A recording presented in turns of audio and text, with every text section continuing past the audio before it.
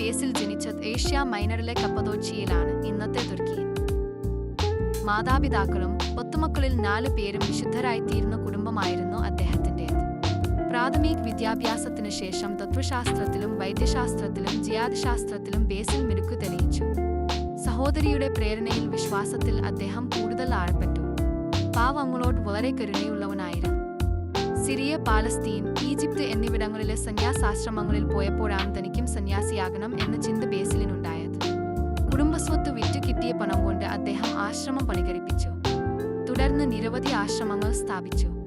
വിശുദ്ധൻ എഴുതിയുണ്ടാക്കിയ ആശ്രമ നിയമങ്ങൾ പ്രശസ്തമാണ്. 370 ബേസിൽ സിസേറിയയിലെ മെത്രാനായി.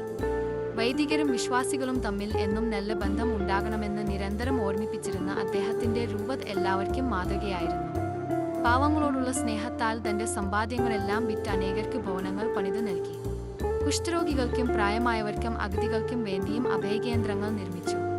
50-ാമത്തെ വയസ്സിൽ കാലം ചെയ്തു.